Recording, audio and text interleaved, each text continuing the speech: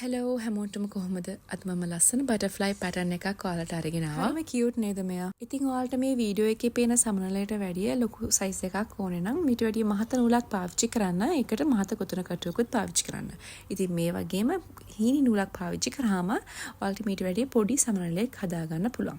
ඉතින් මම අද පාවිච්චි කරන්නේ මේ ස්පෝර්ට් වේට් නූල. මේ නූල අපේ T20 නූලට වැඩිය පොඩ්ඩක් මහතයි. ඒකට මම මිලිමීටර් 2.5 කොතන කටුව තමයි පාවිච්චි කරන්නේ. හරි එහෙනම් අපි වැඩේ පටන් ගමු. ස්ලිප් knot එකක් දාලා හරි මම ස්ලිප් knot එකක් දාගත්තා. දැන් මෙතන ඉඳන් අපි දම්වැල් 5ක් දාගමු. අපි මේ මුලින් කරගන්න මේ පළවෙනි දම්වැල පොඩ්ඩක් තදට දාගන්න.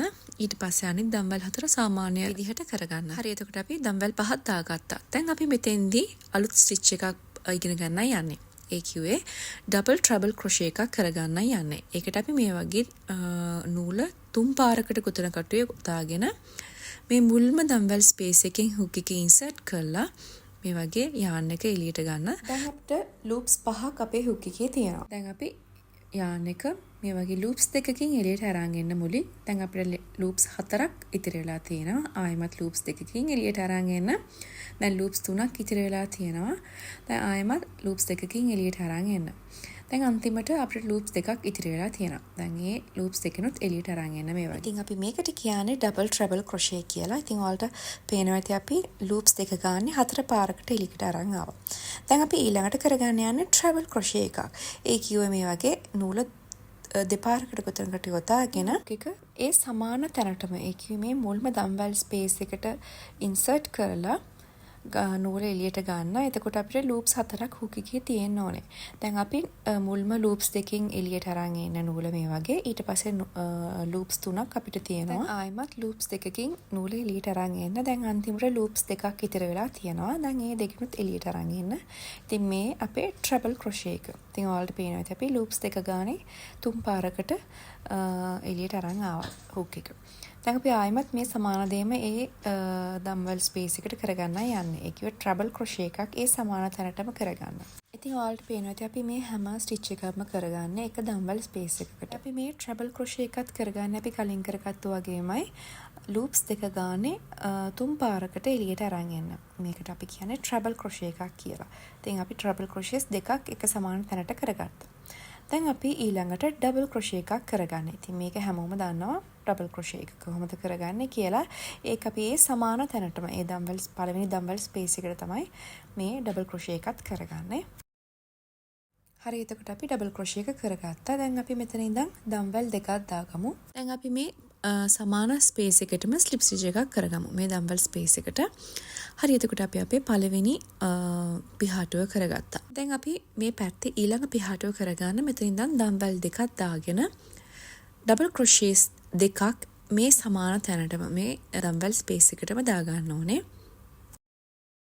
මේ අපේ පළවෙනි ඩබල් ක්‍රොෂේ එක. ඊට පස්සේ අපේ දෙවෙනි ඩබල් ක්‍රොෂේ එකත් ඒ සමාන තැනටම කරගමු. හරි එතකොට අපි ඩබල් ක්‍රොෂේස් දෙකක් කරගත්තා. දැන් මෙතන ඉඳන් අපි නූල දෙපාරකට ගොතන කටුව යොදාගෙන ට්‍රබල් ක්‍රොෂේ එකක් ඒ සමාන තැනටම කරගමු. ඉතින් ඔයාලා දන්නවා දැන් ට්‍රබල් ක්‍රොෂේ එකක් කොහොමද කරගන්නේ කියලා. අපි කලින් කරානේ ඒ වගේමයි කරගන්නේ. නූල් පටවල් දෙක ගානේ 3 පාරකට ගොතන කටුව එළියට අරන් එන එක තමයි අපි ට්‍රබල් ක්‍රොෂේ එකක් කියලා කියන්නේ. දැන් අපි මෙතන ඉඳන් දම්වැල් 3ක් දාලා ඒ සමාන තැනටම අපි ස්ලිප් ස්ටිච් එකක් කරගමු. ඉතින් මේ අපේ මේ පැත්තේ දෙවෙනි පිහාටුව කරලා අවසానයි. දැන් අපි තුන්වෙනි පිහාටුව කරගන්න ඒ කිව්ව ඊළඟ පැත්තේ පිහාටුව කරගන්න මෙතන ඉඳන් දම්වැල් 3ක් දාලා ට්‍රබල් ක්‍රොෂේ එකක් ඒ සමාන තැනටම කරගන්න. මේ වගේ නූල දෙපාරකට ගොතන කටුව අතාගෙන නූල් පටවල් දෙක ගානේ 3 පාරකට ගොතන කටුව එළියට අරන් එන. ඉතින් මේක තමයි අපේ ට්‍රබල් ක්‍රොෂේ එක. ඉතින් මේ පැත්තට අපි කරගන්නේ අපි කලින් පැත්තේ කරගත්තු දෙයමයි. මේ ට්‍රබල් ක්‍රොෂේ එකට පස්සේ ඩබල් ක්‍රොෂේස් දෙකක් ඒ සමාන තැනටම කරගන්න ඕනේ. ඉතින් මේ අපේ පළවෙනි ඩබල් ක්‍රොෂේ එක. මේ අපේ දෙවෙනි ඩබල් ක්‍රොෂේ එක. හරි එතකොට මේ ඩබල් ක්‍රොෂේස් දෙකට පස්සේ අපි දම්වැල් දෙකක් දාලා ඒ සමාන තැනටම මේ දම්වැල් ස්පේස් එකට අපි ස්ලිප් ස්ටිච් එකක් කරගන්න ඕනේ. ඉතින් අපේ තුන්වෙනි පිහාටුව කරලා අවසానයි. දැන් අපේ අන්තිම පිහාටුව කරගන්න මෙතන ඉඳන් දම්වැල් දෙකක් දාගමු. මේ දම්වැල් දෙකට පස්සේ අපි ඩබල් ක්‍රොෂේ එකක් ඒ සමාන තැනටම කරගන්න. ඉතින් ඔයාලට මෙතෙන්දී පේනවා ඇති අපි හැම ස්ටිච් එකක්ම එක සමාන තැනට තමයි කරගන්නේ. දැන් මේ ඩබල් ක්‍රොෂේ එකට පස්සේ අපි ට්‍රබල් ක්‍රොෂේස් දෙකක් ඒ සමාන තැනට කරගන්න ඕනේ. මේ වගේ නූල දෙපාරකට කොතනකට යොදාගෙන කරගන්න එක තමයි අපි ට්‍රබල් ක්‍රොෂේ කියන්නේ. ඉතින් මේ අපි පළවෙනි ට්‍රබල් ක්‍රොෂේ එක ආයෙමත් තව ට්‍රබල් ක්‍රොෂේ එකක් ඒ සමාන තැනටම කරගන්නවා. එතකොට ට්‍රබල් ක්‍රොෂේස් දෙකක් අපි කරගත්තා. දැන් අපි ඊළඟට කරගන්න යන්නේ ඩබල් ට්‍රබල් ක්‍රොෂේ එකක්. ඒ කිව්වේ නූල 3 පාරකට කොතනකට වතාගෙන නූල් පටවල් දෙක ගානේ 4 පාරකට කොතනකට එළියට අරන් ඉන්න එකට තමයි අපි ඩබල් ට්‍රබල් ක්‍රොෂේ එකක් කියලා කියන්නේ. ඉතින් ඔයාලට මතකද අපි මුලින්ම කරේ මේන් එකක්.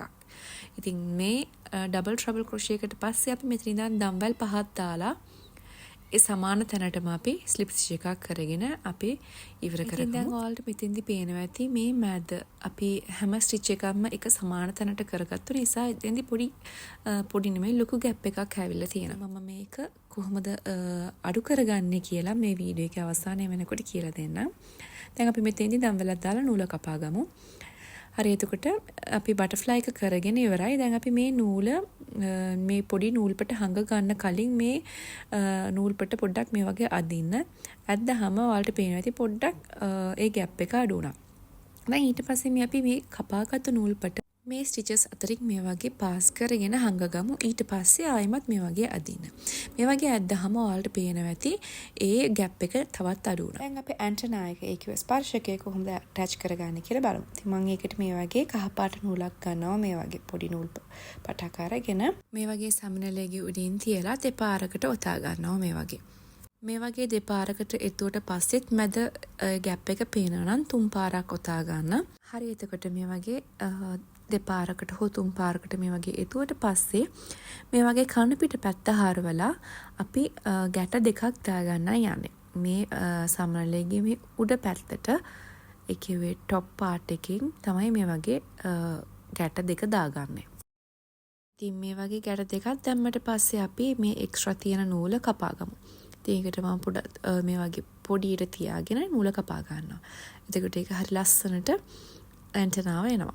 හරි එතකොට අපේ ලස්සන සමනලය ගොතලා ඉවරයි. මේ බටර්ෆ්ලයි එක යොදාගෙන ඔයාලට ලස්සන hair clips හදා ගන්න පුළුවන්. එහෙමත් නැත්නම් bookmarks, එහෙමත් නැත්නම් appliques වලටත් යොදා ගන්න පුළුවන්. ඉතින් මම හිතනවා මේ pattern එක ඔයාලට ගොඩක්ම ප්‍රයෝජනවත් වෙයි කියලා.